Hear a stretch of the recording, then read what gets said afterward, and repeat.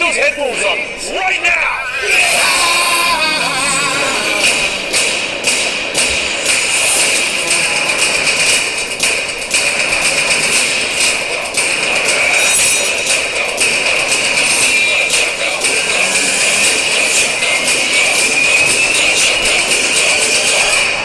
They call themselves the Guardians of the Galaxy. And a bunch of Hooga chaka, hooga, hooga, hooga chaka, hooga, hooga, hooga chaka, hooga, hooga, hooga chaka, hooga, hooga. I can't stop this feeling. Okay, I'm done. Guardians of the Galaxy. This also came out in 2014. Guardians of the Galaxy. I have to be honest with you guys. When they said that they were going to do Guardians of the Galaxy, I was like, what? Guardians of the Galaxy? Like, that is the most out there characters you decide to bring into this universe. Like, now, I don't understand it. I'm hoping it works, but I'm like, I don't know how it could work. We talk about Iron Man being this, scraping the bottom of the barrel. Guardians of the Galaxy. I'm not a huge fan of Guardians of the Galaxy. I know who they are, but I don't follow them that much. I think they're even more ridiculous than Captain America for sure. You have a talking tree and a talking raccoon and a freaking talking dog in the comic books. For those you know, Cosmo. I think that's his name. But yeah, you just have so many weird, ridiculous characters in that comic book. How are they going to translate it to this film? It's just, oh my gosh. But I'll tell you this: when I saw the trailer, the first trailer to this movie, I was in. I was intrigued. I was interested to see what they were going to do with this property.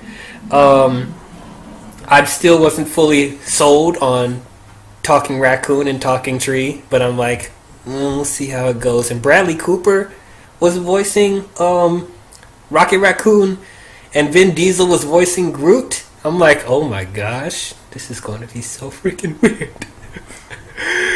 Oh jeez. Didn't know how this property was going to work, if it was going to work. If this failed, they probably would have killed Marvel dead in its tracks for sure, because this is just, it's too out there for me. But man, was I proven wrong. This film was so much fun. I love this movie. This is such a great time. Oh man, it just blew all my expectations out of the water. This film is just, it was better than it had any right to be. This movie was just worked on so many levels. It is like, you didn't think it would, because Marvel up to this point, yeah, they touched on the gods and Asgard and stuff like that, but we're talking about deep in the space where there's different aliens, different civilizations, there's cosmic stuff happening.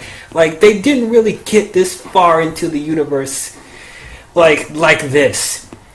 But man, they made it work, and it was just that damn good. Captain Eagle, what did you think about Guardians of the Galaxy? Okay.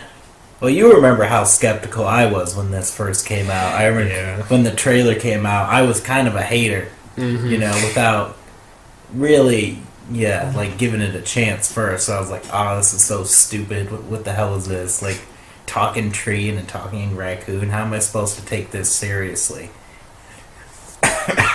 When we had some, like really grounded other movies in the franchise. Yeah, I saw the trailer, and it was a bit wacky, like kind of out there, and I was like worried. I was feeling like, oh man, I don't know if this is gonna be like too stupid for me. And then I saw the movie, and I did enjoy it a lot more than I thought I was going to. It is still kind of out there, and it's some of the humor doesn't fully land for me personally, but I do think it is very enjoyable, and it was a good addition to the cinematic universe.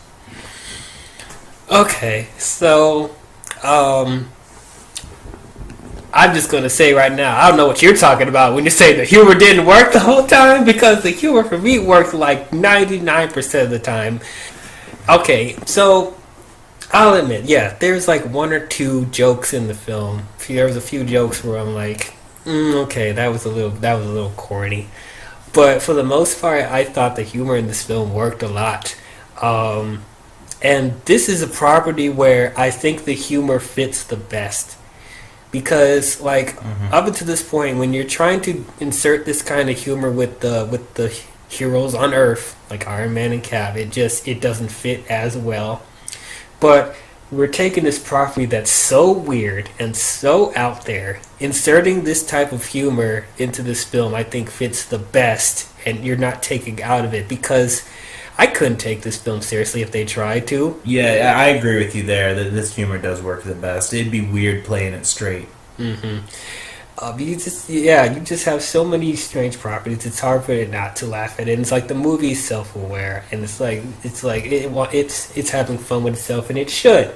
Yeah, but for the most part, when I was in the theater watching this, I was laughing from start to finish. This movie was hilarious to me. Yeah, I remember I watched it with you, Cap, and you weren't as impressed the first time around. I'm just like, you were just a grumpy, like, oh my god, it's so stupid. And I know there's a specific character in this film that we are differing opinions on for sure, which we'll get to in a second. I do admit I was probably too harsh going into it. Yeah.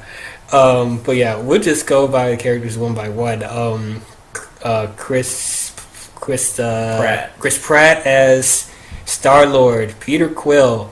For me, I was kind of worried that Chris Pratt was going to be the one carrying this film, because he is pretty much the only connection to Earth stuff, really. He's like the only human in the Guardians, so I'm like, oh, this is going to be something where the alien characters are going to be too out there and strange, and it's like Chris Pratt's going to be the one to bring us back to reality or stuff like that. But surprisingly enough, he's not the best character in the film. We'll get to that person in a second. In my opinion, anyway. You probably have a different opinion about it, but yeah. Anyway, Star-Lord was really good. I liked him. Yeah, I like Star-Lord. Yeah. I don't know with this movie. It's like hard for me to. I feel like it's going to be hard for me to judge this properly, just because it was so, it's been years since I've seen it, and I have warmed up to the Guardians since then. So I'm trying to look at it through a new lens here as we talk about it. But yeah, I thought Star-Lord was funny. He was charismatic. I thought he was going to just be this moron, but, no. He was fine. He had that funny little scene in the trailer where he's trying to capture the Infinity Stone. I forget what's the name of the Infinity Stone. It's the Power Stone. Thank you. That's my brother in the background. He's watching. Hello, everybody. Speak a little louder. Hello. Okay. Yeah, so he's in the background in case you're hearing voices in the background. But yeah, there was an actual name for the Power Stone, though. It's like, Yeah, I don't know what it is. Sphere, the orb? Just I guess the orb. We're going to call it the orb, I guess. They call it the orb. The purple, there's a purple gem in the silver orb. But yeah, we're just gonna call it the orb right now. So he's trying to capture the orb, and then he gets caught by these other space guys, and he's the one guy's like, "Who are you?" And then he's like, "Star-Lord." Who? Star-Lord, man, legendary outlaw. I like how this movie is aware that people don't know who Guardians is, and so they play on the fact that we don't know these people. Like, who are you? Yeah. What is a Star-Lord? What is a rocket? What is a talking tree? I wanted to get the guy who caught him, the actor's name. I'm going to say this wrong, but you guys probably will know who he is. I'm going to highlight his name right here. Digimon Honsu? Digimon Honsu. he's a good actor. He was in other good films like Blood Diamond and stuff like that. So it was good. It's cool to see him in this film. He doesn't play a huge role, but he has some nice humor moments with Star-Lord a couple times. So I thought he was good for what he was doing. We'll talk about Drax the Destroyer. Along with the tree and the raccoon, I thought Drax was not going to work. For those of you who don't know, Drax is played by a wrestler called Dave Bautista. And I know Dave Bautista. He's not... When it comes to his wrestling stuff, he doesn't have the most interesting personality to me.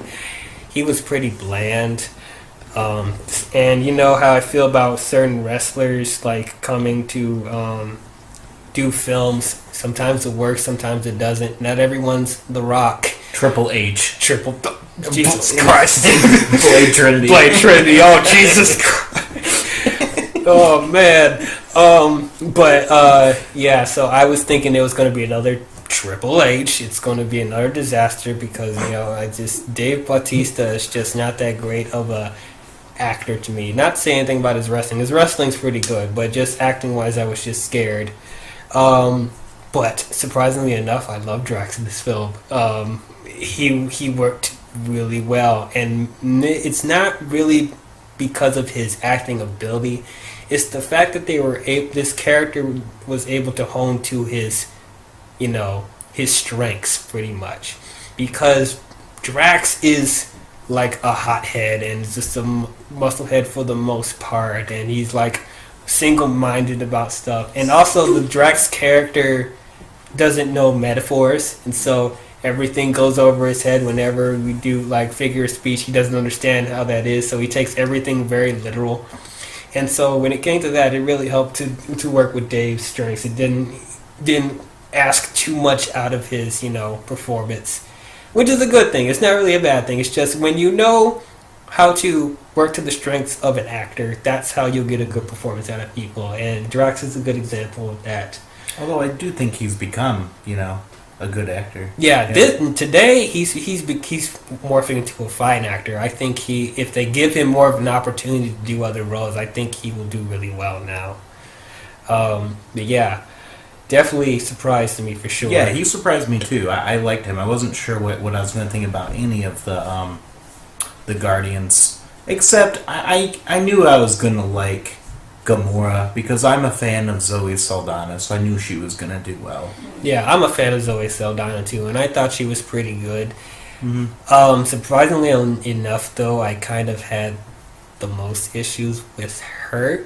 Not because of Zoe Saldana herself, but the way they decided to portray her character. Because in the comic books, she's like this badass in the comic books more than she is in the movie. Like she is like the greatest assassin in the galaxy. Like she's more of an imposing figure.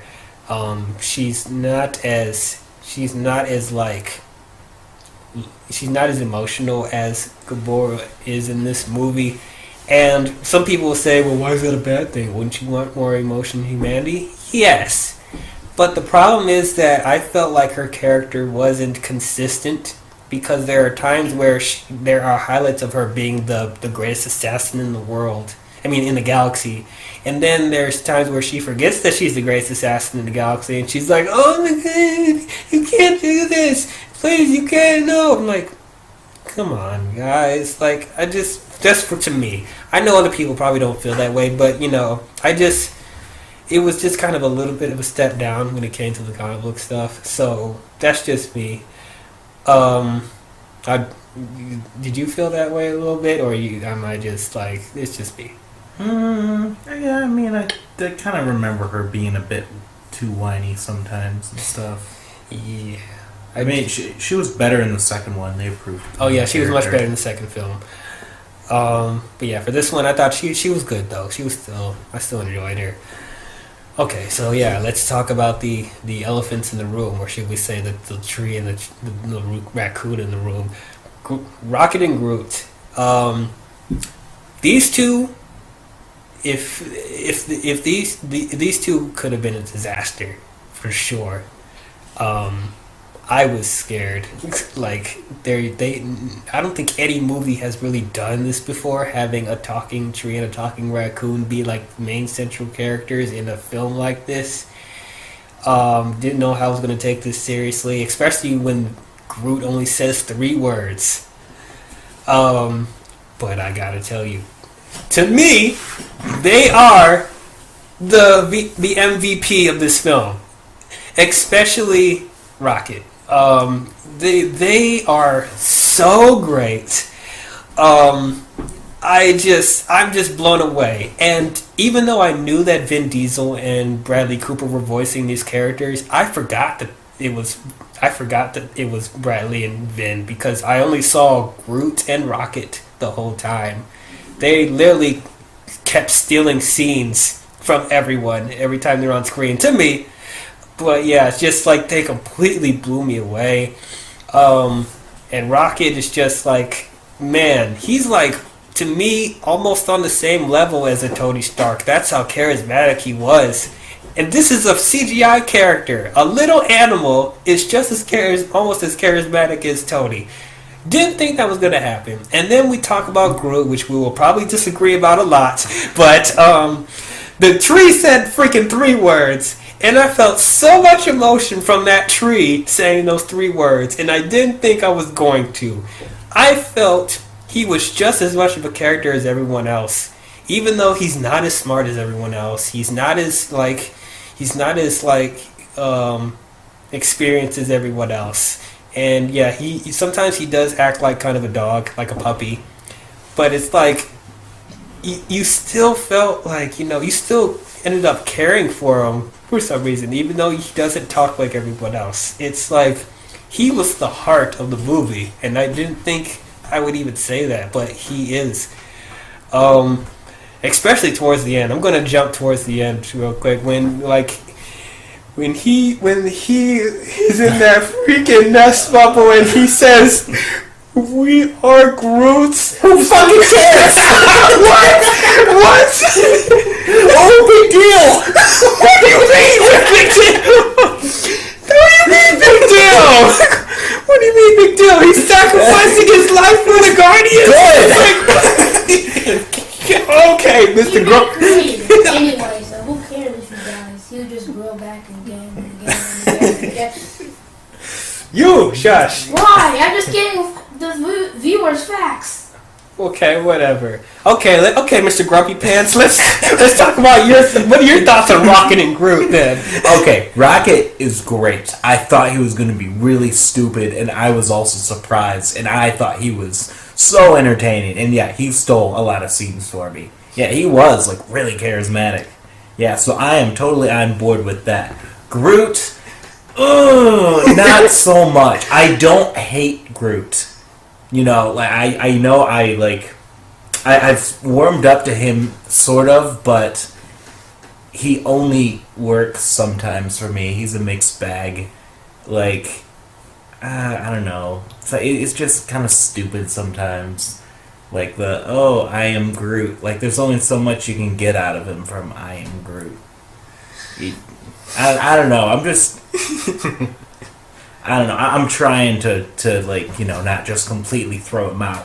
But I just remember face palming a lot with him. And in the second one, too, because I like to put him front and center in the second one. Yeah, selling toys and all that. No, but Groot was entertaining to an extent. There were some parts where I was like, oh yeah, that was cool, or I like the part when they're talking about when they're in the prison and they're like saying what the plan is and say, oh, make sure to, what was it? We can't take the battery out before. Take the battery. Yeah, we have to do that last. And then Bruce are you doing it, dude? Oh, we get it first. And you can see him in the background of the shot. Already starting to do it while they're talking. That was just an awesome scene. When they do Groot stuff like that, that's hilarious. But then there are other times when I guess they just try to make him the main focus instead of having him play off the others, where it just doesn't fully land with me.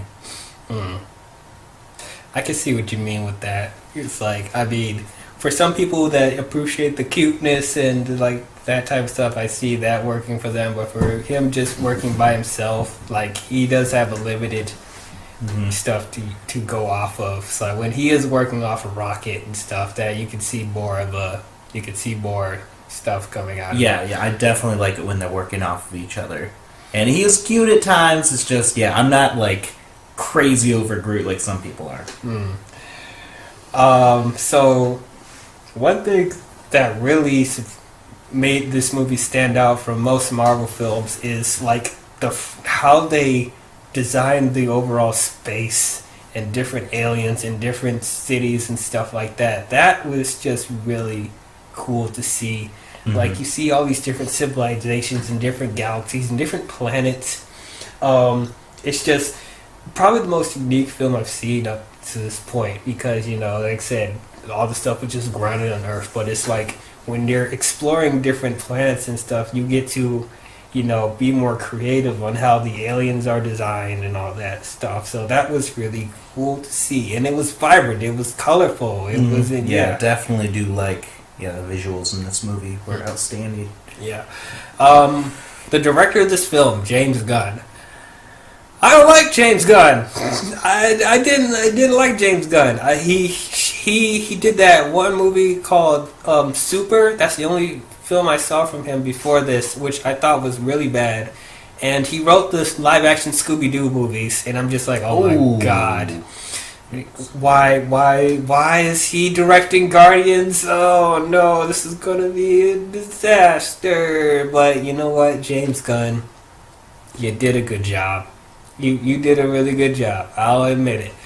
I can even sense his James Gunn style in this movie. His style is more offbeat and just kind of sick, but hilarious at the same time. That's his type of style. It's like he knows how to mix, gross humor and make it hilarious. And then he has the offbeat tones where he would have like some totally jarring moments happening, but then he has weird music playing in the background.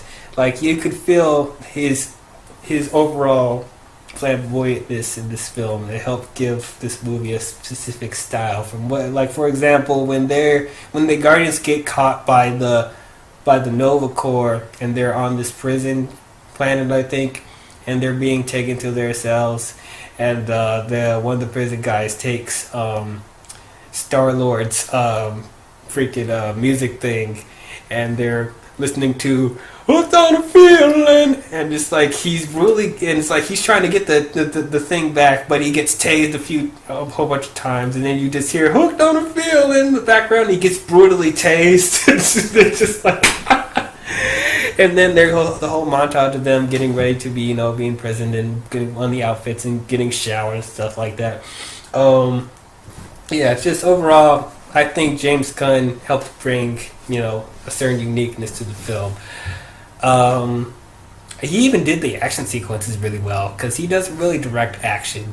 And just like the way he directed action scenes, I thought was really fun and enjoyable. One of my favorite scenes was in the prison, when they're escaping from prison. That whole sequence I thought was great. Really, really good. When Rocket gets the freaking gun and he clocks it up and he's like, oh yeah, and then he freaking shoots everywhere on top of Groot. I'm like, yes! Yeah, that was great. So many great moments. And even like Drax like throwing people left and right, and then freaking Gamora kicking ass, breaking someone's arm off. I'm like kicking people with the leg. Yeah, just so great. Just very impressed with how he's able to, direct this film. Because, like I said, I haven't seen him do this type of material before, and it feels like he's just a natural. So let's talk about the villain, Ronan, the Accuser. What are you? Yes. I love Ronan. He literally got the power direct to his hammer. I mean, who rarely does that? He kind of came off as generic. Yeah, he's like just a bit better than Malekith. And it showed Thanos in that. I Okay, wait. We'll get to Thanos in a second. But yeah, Ronan, they started off good because they tried to get a motivation out there because like his whole thing is that his kind was being oppressed by the Nova Corps or the people like that, and so he's just trying to fight for his kind. And so I'm like, yeah, I can get with that motivation, but the problem was he's still bland as a character. Yeah. There's nothing really else. He just walks around just yelling and it's like, you stand accused. Yeah, there just wasn't much to it. I will not forgive your people for what you've done to my people, and you will pay. I'm like, that's literally it. We don't even get like an emotional scene with him. Like, we don't feel the tragedy of the situation. That's the problem. Because even though he does have a motivation, it's just like you just feel like he's just being another mustache twirling villain. Because like that's all he is. Now, I think he has a cool hammer, and he does some cool stuff with the hammer. Cool. He had but just that there has to be more than just he can do some cool stuff with a hammer. Now he freaking snapped the neck of the head of the Chitauri. That I didn't expect for him to do that, and I was like, oh jeez.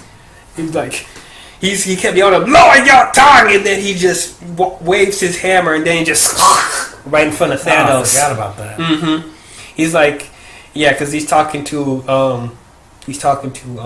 Thanos about how Gamora's betraying her, trying to get the orb and stuff like that.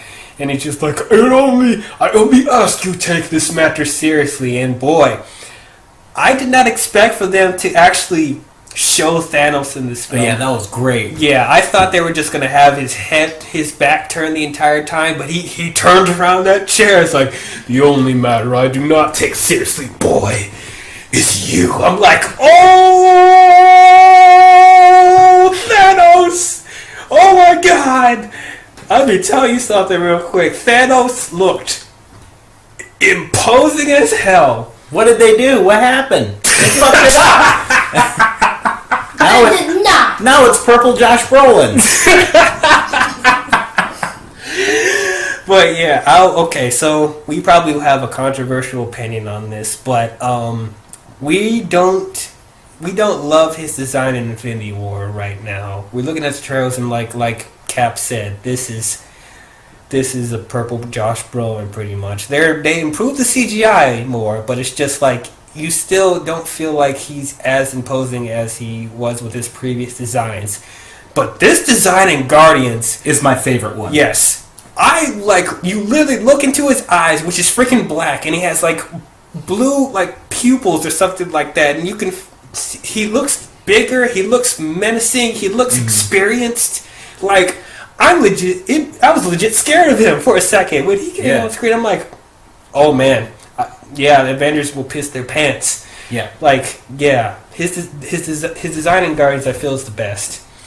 I hope he'll still carry his like overall demeanor and character in Infinity War. But yeah, as an introduction to us actually seeing him talk and interact, yes, I was ready for him for sure. Yeah. I was so ready. We also get introduced to Thanos' other daughter, other than Gamora, Nebula. The purple Smurf. The robotic Smurf. With bald head. Yeah.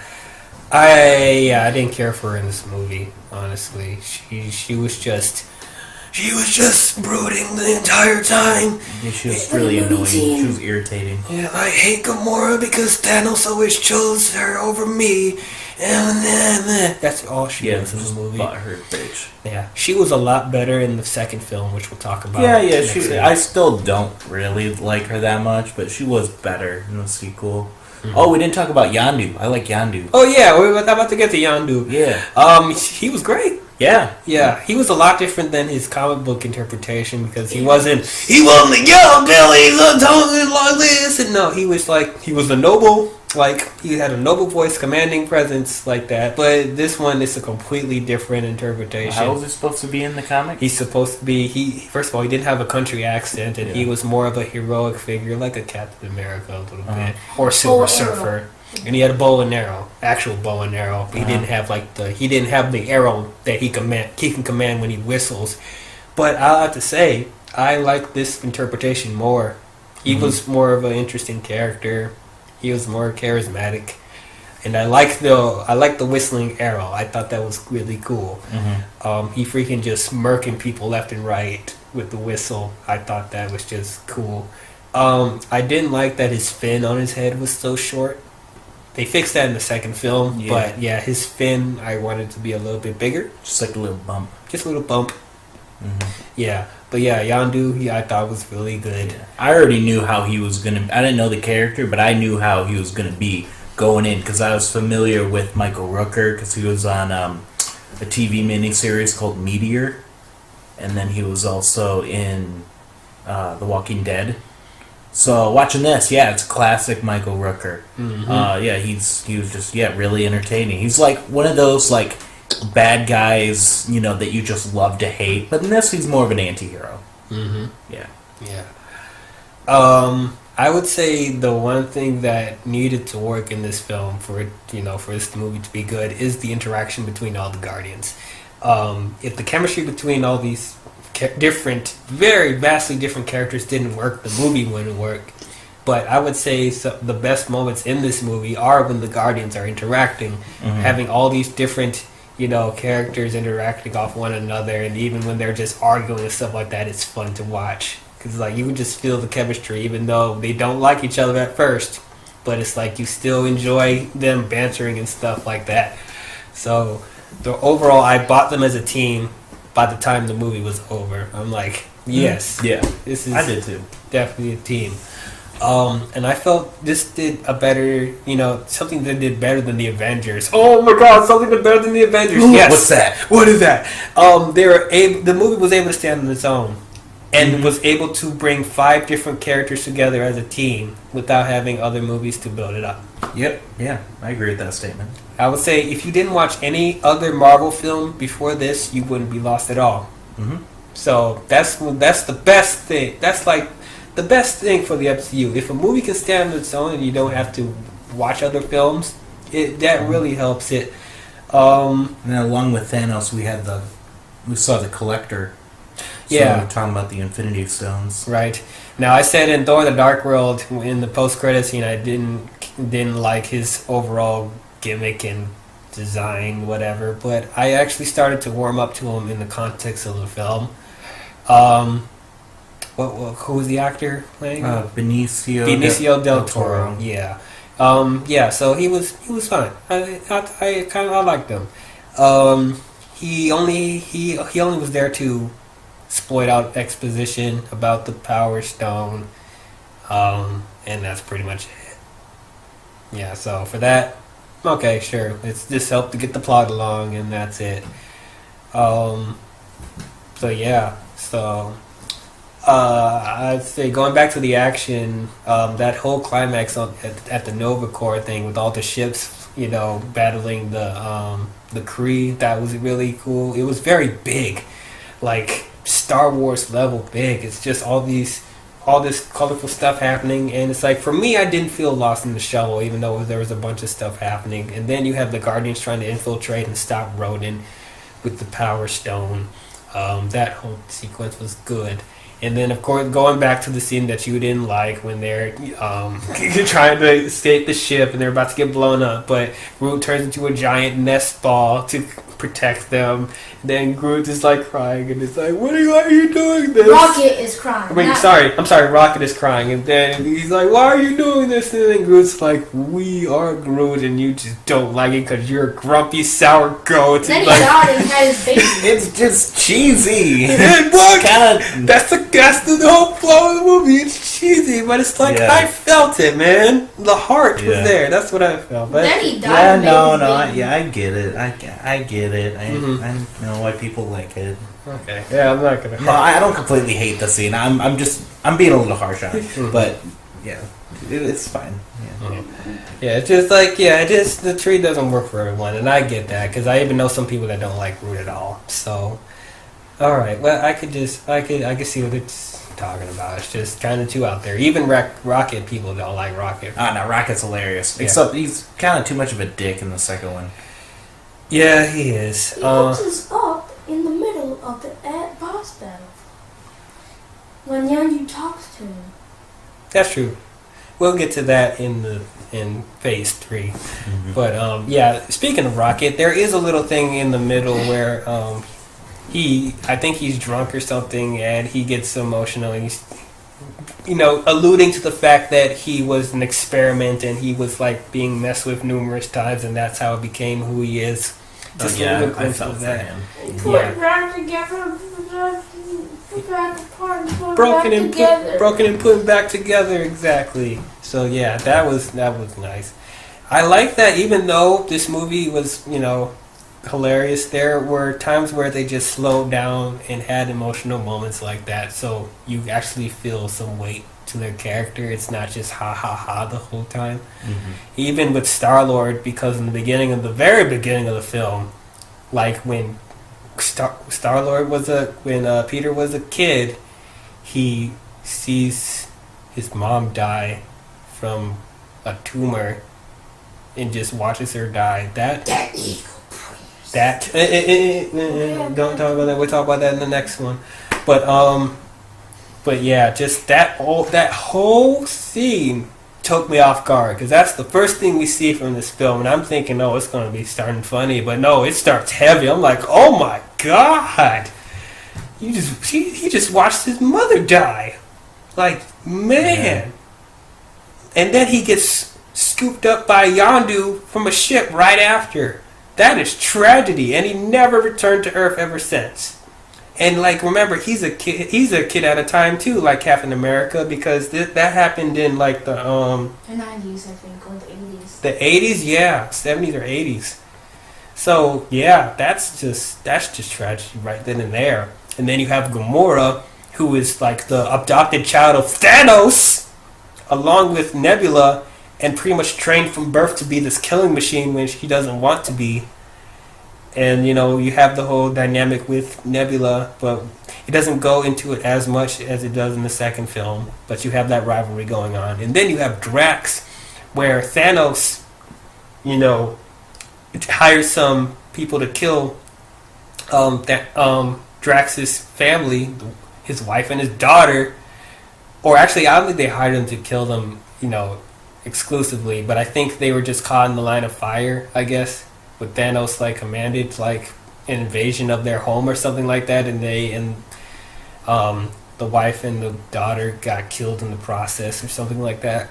But yeah, so you have that tragedy. Lost his wife, lost his daughter, has nobody else in the universe, and Groot not much. I didn't read the comic, bro.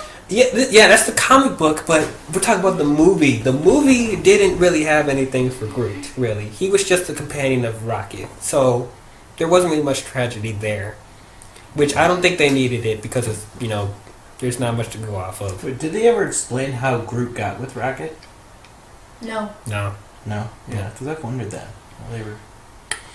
Yeah, I don't know.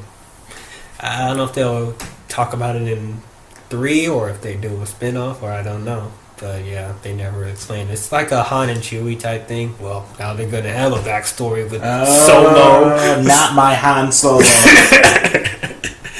But yeah, did you see the new trailer too? I don't think I did. Well, we'll have to watch it at some point. But yeah, it's kind of like that, where you just... Maybe I did. It just came out today. Oh, then no, I didn't. Or I think yesterday. But no, yeah. I didn't. But yeah, so it's pretty much the Han and Chewie thing, where it's like you don't really see them, come together, but you can tell they've been partners for a long time, been friends for a long time. So that's that thing. I didn't really need how they got together. Actually, towards the end, where there's another scene that you did really like. So at the very end, when they crash the ship, and Ronan comes out with his freaking hammer, and he's like, "I will destroy this entire place. I am the most powerful." And then out of nowhere, Peter Quill starts dancing to "Ooh Child." He's to distract him. I love that scene. That was funny. But you were like, "No, this is stupid." Yeah, how does that play out again? So it's like they crashed the ship or something like that, and freaking Ronan survived the crash because of the power gem and the hammer.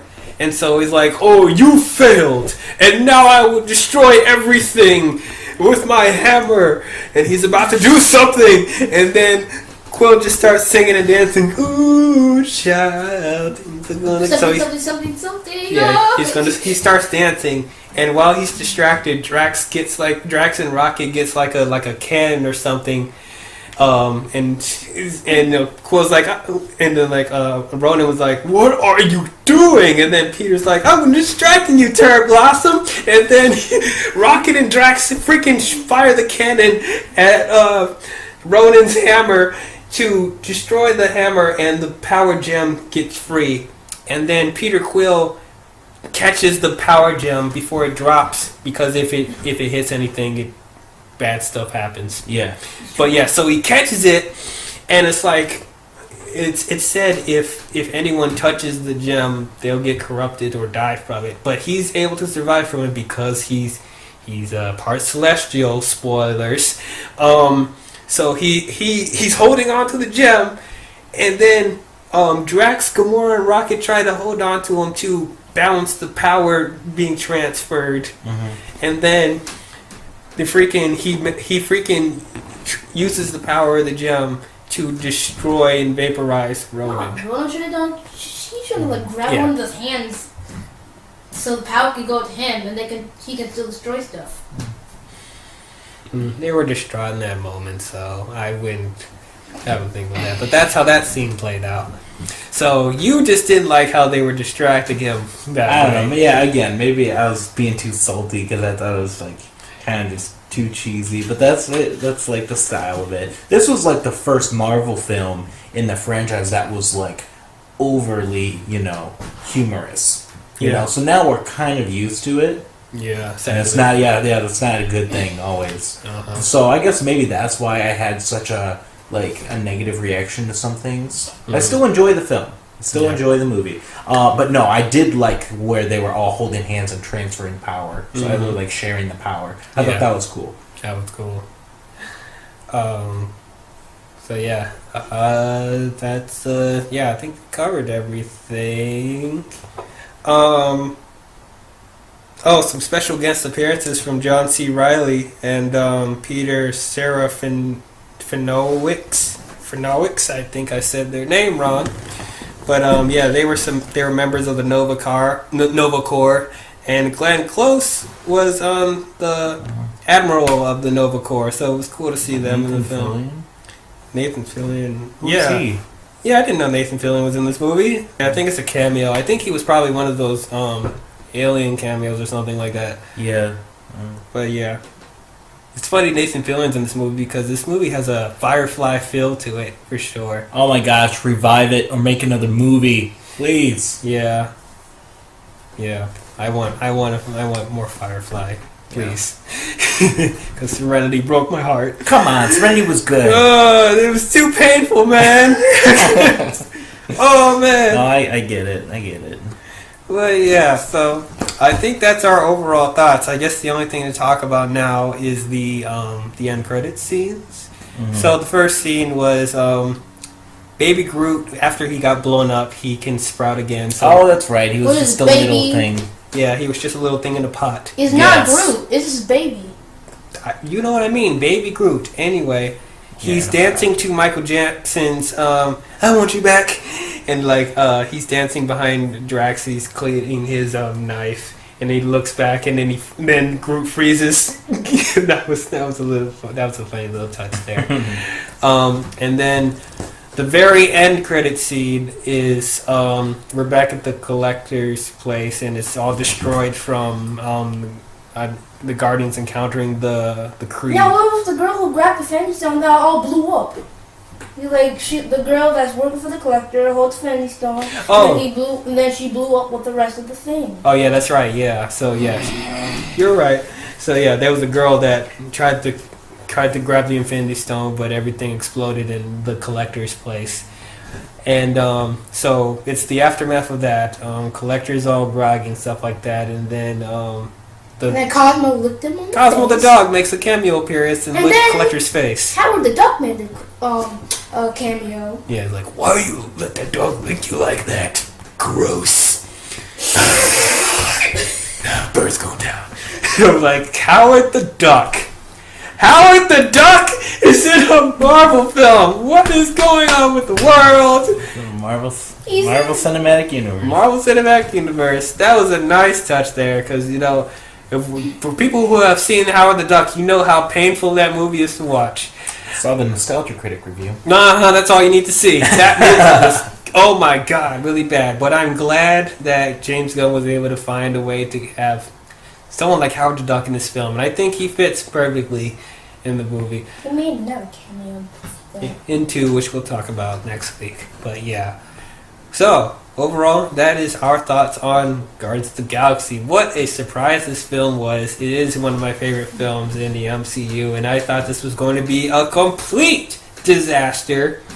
They bring D-level characters up to A-level status. They made me care about a talking tree and talking raccoon. I like the cosmos and galaxy exploring. Just overall, it's just a fun time. I give this film an A-. Captain Eagle. Yeah, I definitely enjoy the expansion of the universe, and yeah, the characters were interesting. Yeah, some of the stuff that they do have some funny stuff in there, and yeah, I did enjoy this movie, and I did want to see more from these characters after it. So yeah, it's a solid Marvel movie. I give it a B. Cool. My brother, Mr. Colin, what would you give Guardians of the Galaxy, I guess, that you're here? I mean, it's alright, but I thought it would be in the movie. Ooh. the 1 or 2 original Guardians of the Galaxy. The original Guardians of the Galaxy besides Yondu. Like Starhawk. Well, that's right, Starhawk. The other dude, he's jacked up, and the one that stole Captain America's style, and Starhawk's sister, and all the other stuff. Okay, yeah. I was surprised they didn't use those characters, but I think these main 5 worked for this interpretation. Do you give it a grade or nah? I give it like an A. An A/plus, like it's like like a little plus, like the half of a plus, not the other side. But I don't give it other side because it's not A perfect, but it's like a slant of a plus for me. All right then. Well, that's our thoughts on Guardians of the Galaxy. Such a surprise. Really enjoyed it.